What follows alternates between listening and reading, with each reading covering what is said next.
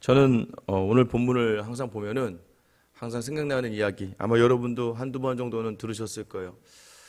제가 아는 목사님이 청빙이 되어 가셨는데 사실 가서 보고 깜짝 놀랐습니다. 교회가 공장 안에 있는 거예요. 공장 그 대지 안에 교회를 지은 거예요. 교회를 짓고 그 교회의 목사님을 이제 모시는 거죠.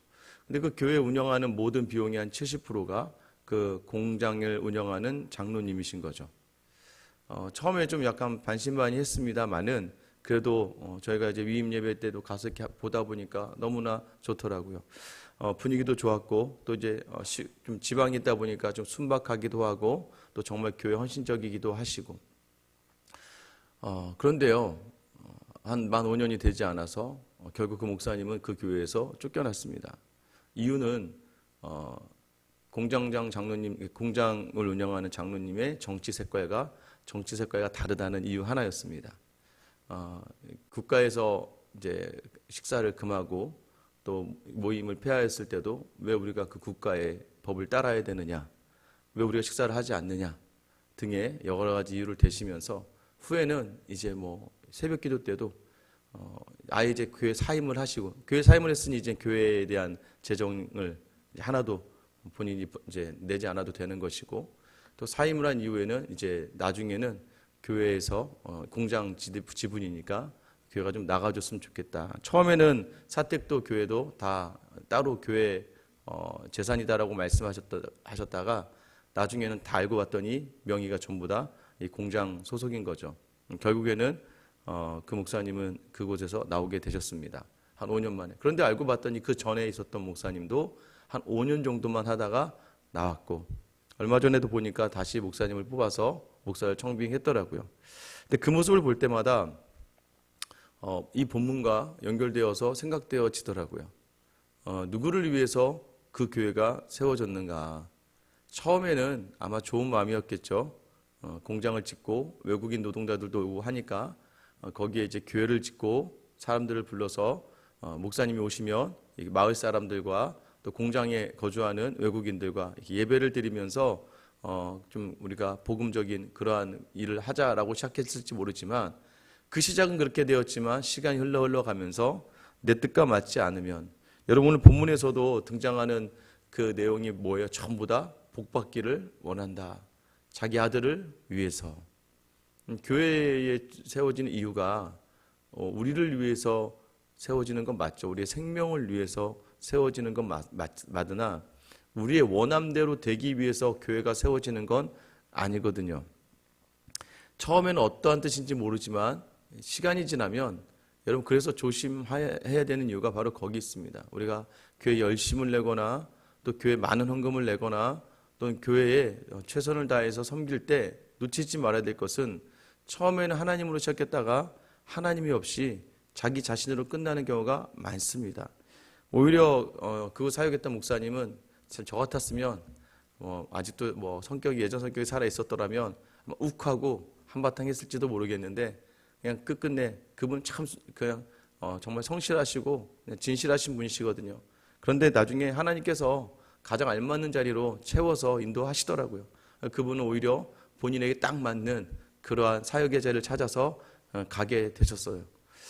참 그런 일들을 볼 때 우리가 항상 놓치지 말아야 될 것은, 그래도 여전히 하나님은 일하고 계시고 때로는 우리의 억울함과 우리의 아픔도 하나님은 다 아신다는 거예요. 오늘 1절 말씀 보면 에브라임 산지에 미가라 이름 많은 사람이 있더니 라고 시작합니다.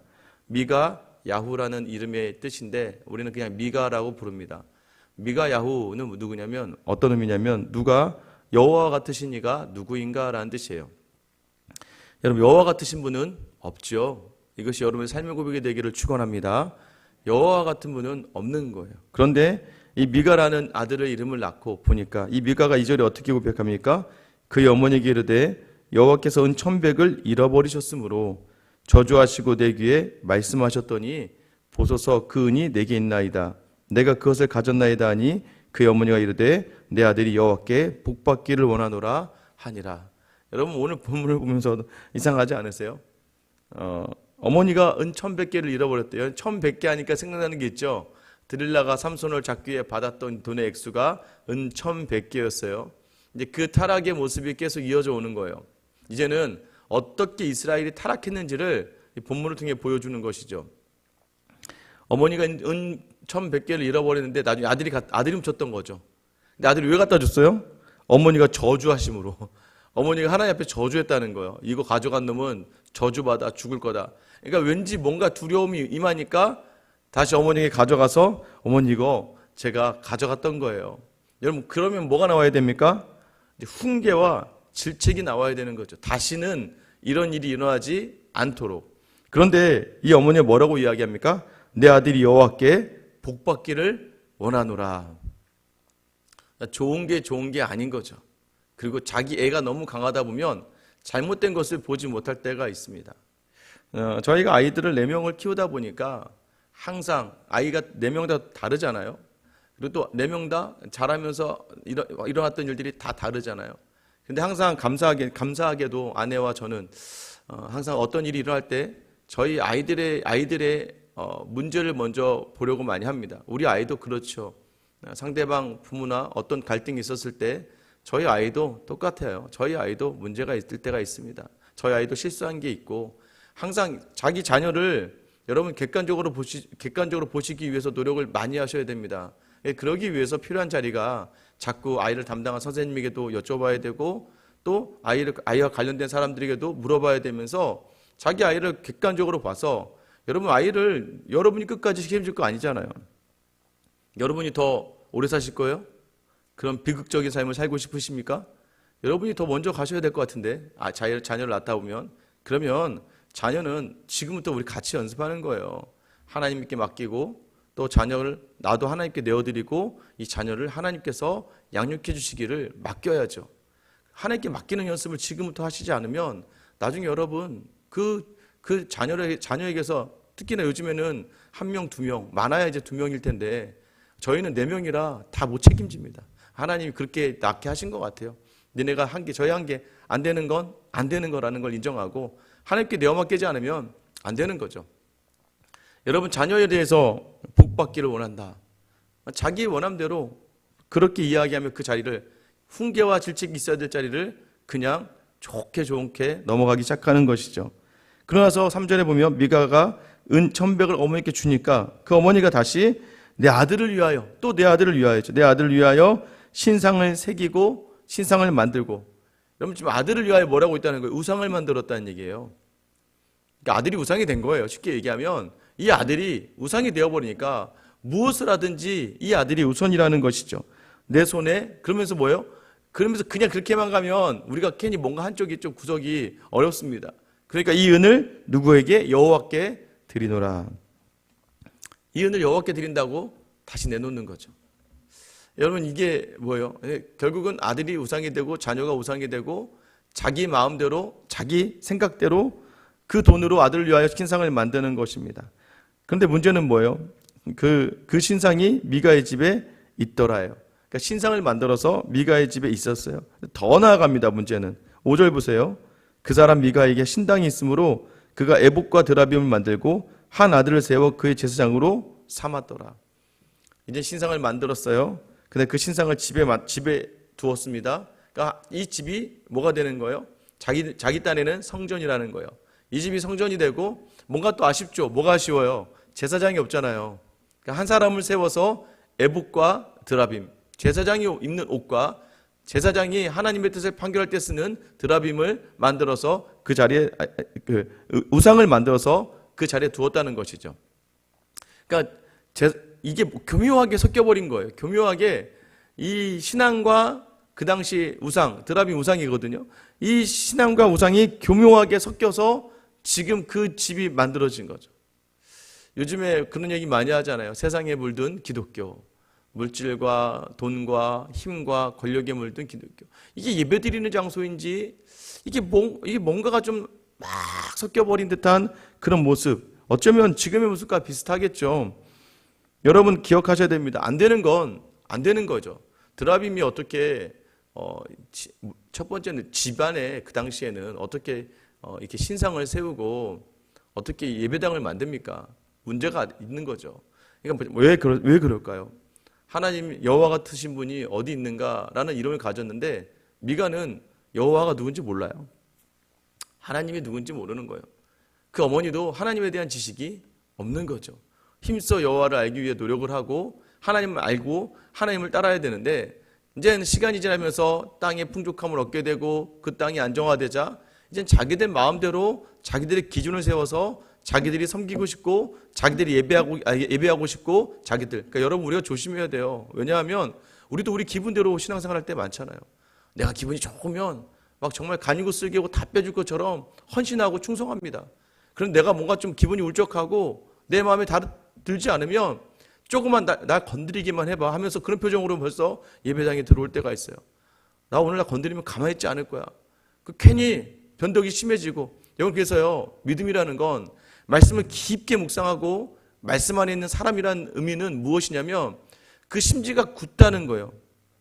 심지를 굳게 해서 어떠한 일에든지 요동하지 아니하며 파도를 치지 않는 거예요. 왜요? 예수 그리스도와 함께 말씀으로 붙들어서 깊게 있으니까. 여러분 그래서 가장 성도에게 있어서 가장 좋은 덕목 중에 하나가 안정적인 안정감이에요. 말씀으로 딱 붙들려 있으니까 흔들리지 않는 거예요. 그런데 어느 상황에서는 막 혼자 좋아서 뭔가를 하다가 갑자기 혼자 시무룩해지고 혼자 힘들다고 생각해지면 갑자기 사람을 다 피하기 시작하고 또 그러다가 또 갑자기 어느 날 갑자기 혼자 좋아지면 또 갑자기 또 막 좋아서 뭘 하다가 갑자기 사라져버리고 또 갑자기 나타나. 그러면 어느 장단에 맞춰야 될지 모르는 거죠. 여러분 이게 무엇입니까? 전부 다 지금 자기 기준으로 여기 16 그래서 이것을 오늘 본문의 11장 6절에 뭐라고 이야기합니까?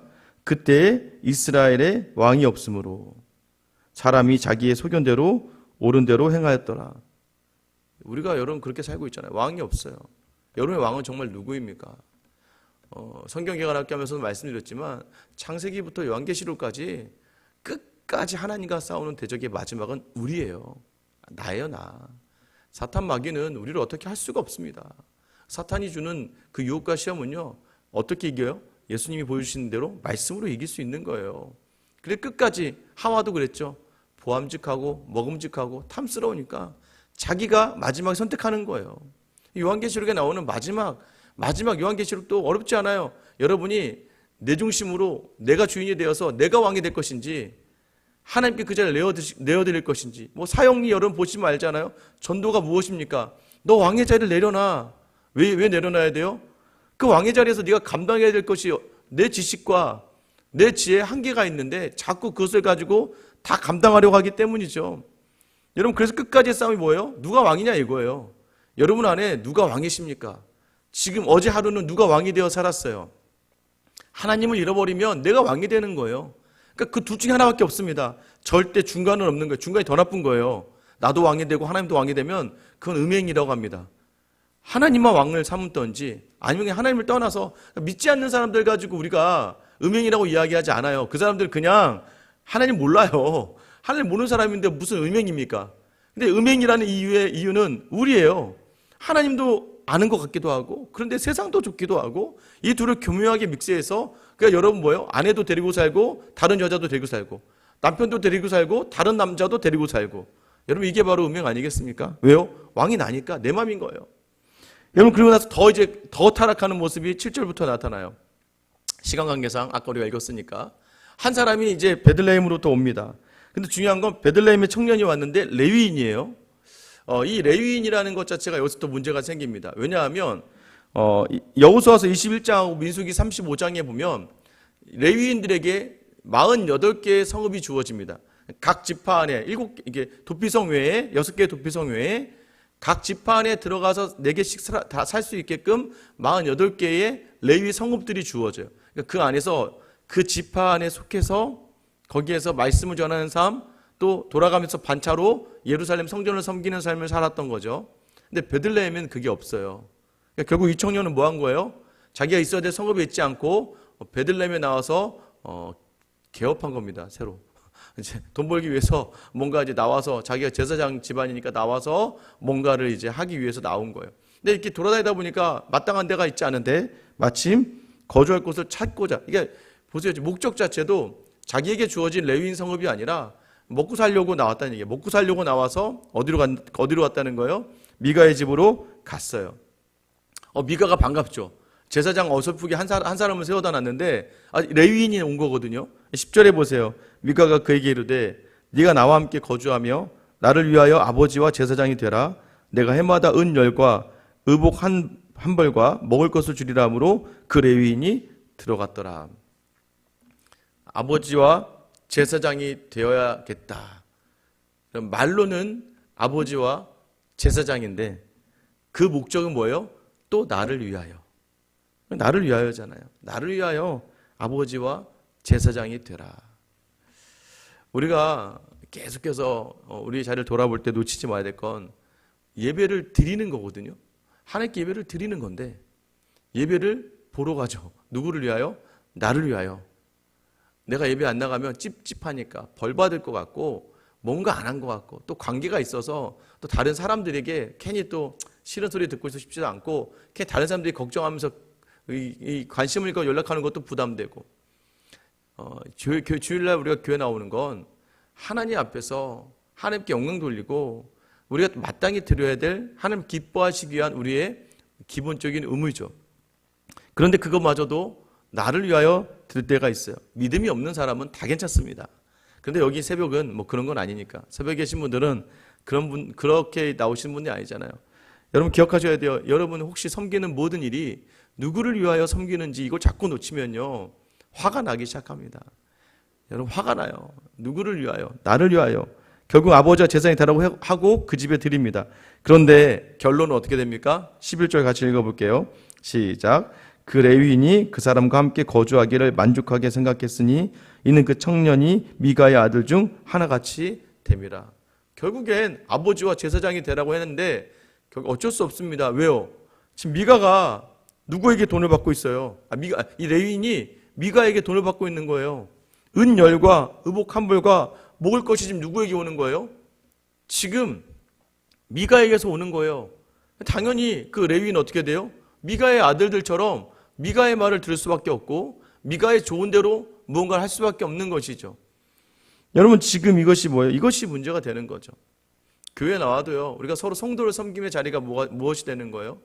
여러분 항상 우리가 섬김의 자리에서 다른 사람 바라볼 때 정말 하나님이 택하신 사람, 여러분 우리가 그 직분을 인정해주고 존중해줘야 돼요. 물론 그것을 우상하거나 뭐 특별하다, 목사가 뭐 탁월하고 특별하고 여러분보다 더 영성이 있다 이런 개념들이 아니라 하나님이 세우신 사람들에 대해서 서로 존중해야죠.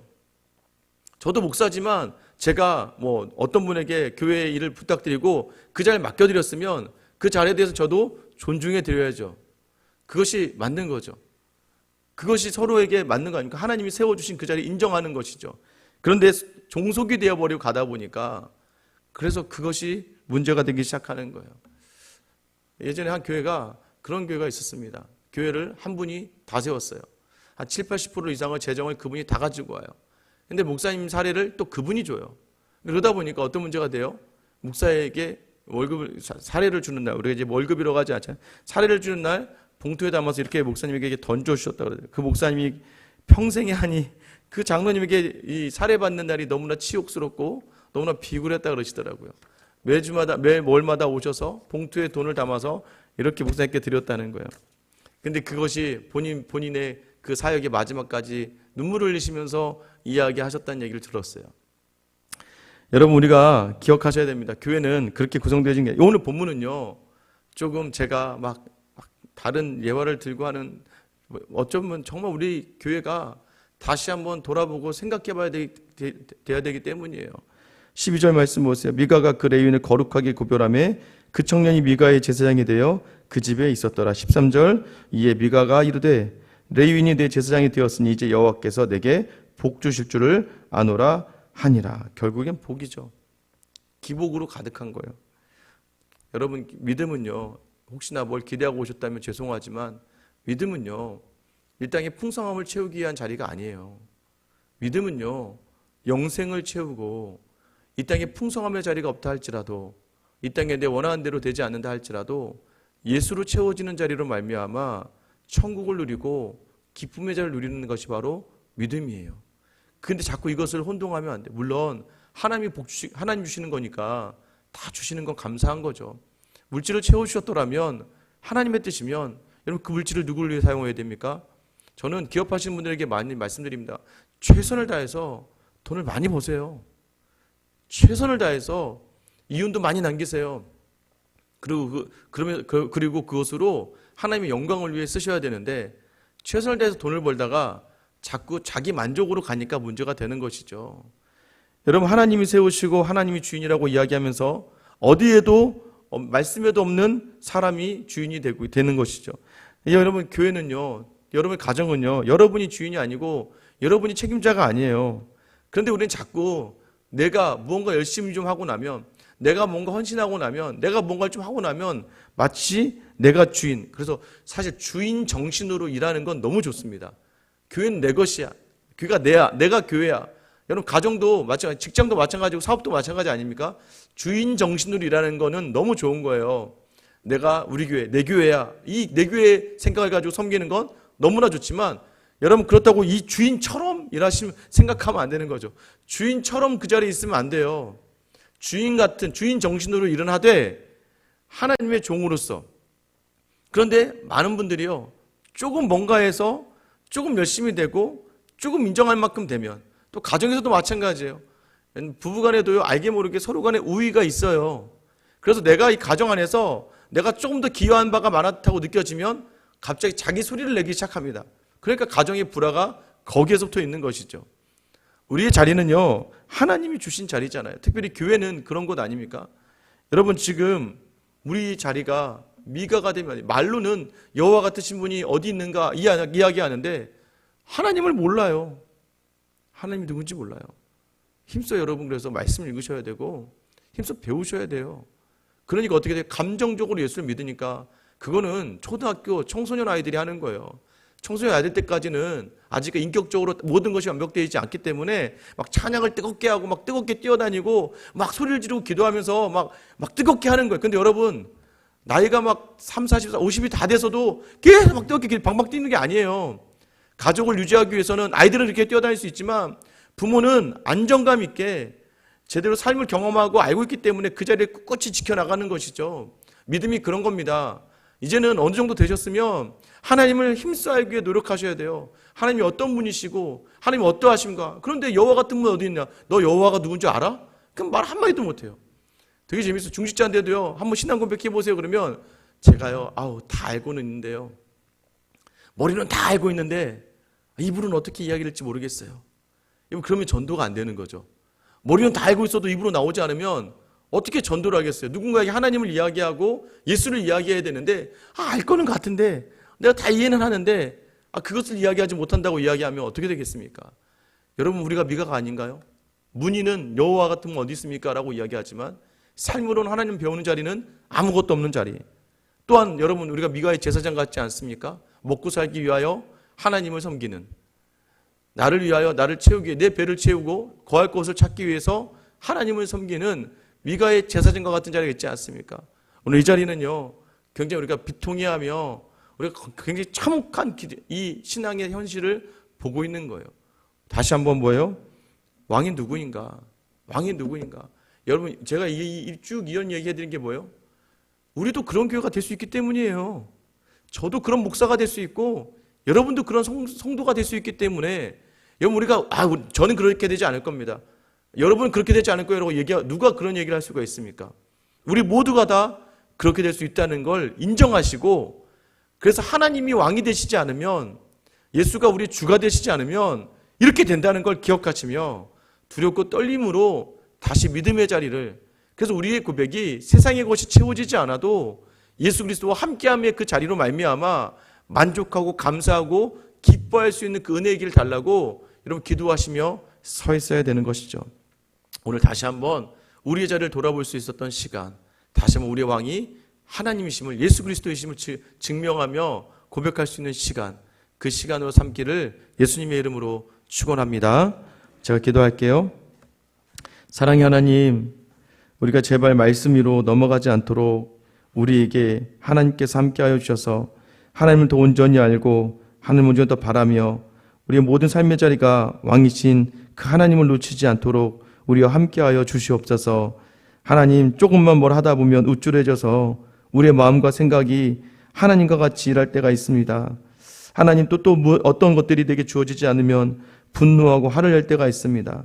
우리의 감정에 따라서 믿음 생활을 하지 않도록, 하나님, 우리의 상황에 따라서 믿음 생활을 하지 않도록 여상하게 동일한 마음 가지고 하나님 예수 그리스도께서 끝까지 자기 제자들을 사랑하시며 그 십자가를 지심은 그 어떤 상황 속에서도 우리를 사랑하시는 그 사랑을 보여주시기 위함이었다면, 우리가 예수를 사랑하고 예수의 제자로 살아간다면 우리도 어떠한 상황 속에서든지 하나님이 원하시는 대로 예수 그리스도의 십자가를 지고 그 십자가의 일을 가는 결단을 하고 나아가는 저와 우리 모든 성도들 다 되게 하여 주시옵소서. 하나님, 우리의 가정의 주인도 하나님이시고 이 교회의 주인도 하나님이십니다. 하나님, 우리가 잠깐 놓치면 오늘 미가의 제사장 같은 모습이 우리 가운데 있을 수밖에 없다는 것, 어느덧 판단의 생각이 우리 안에 들어오고 비판의 생각이 우리에게 들어오고 남을 향하여 함부로 쉽게 이야기하는 생각이 우리에게 들어온다면 그 자리에서부터 두렵고 떨림으로 다시 왕이신 하나님을 붙들고 모든 것은 내가 하나님을 왕으로 온전히 모시지 못하기 때문임을 기억하며 하나님, 오늘 하루의 삶의 자리에 다시 왕으로 우리 주 예수 그리스도를 심고 다시 왕으로 우리 하나님을 심으며 담대히 하나님과 함께 나아갈 수 있는 귀하고 복된 하루 보내게 하여 주시옵소서. 늘 그 하나님 그대로 정말 참 하나님대로 섬기는 우리 경외함을 우리에게 주시고 늘 그 사랑을 기억하며 예수님을 따라가는 제자의 삶을 살게 하여 주시옵소서. 끝까지 아버지 하나님을 따라 그 뜻대로 자기 몸을 우리를 위하여 십자가에 내어놓으신 우리 주 예수 그리스도의 이름 받들어 기도드립니다. 아멘. 그럼 이 시간 기도하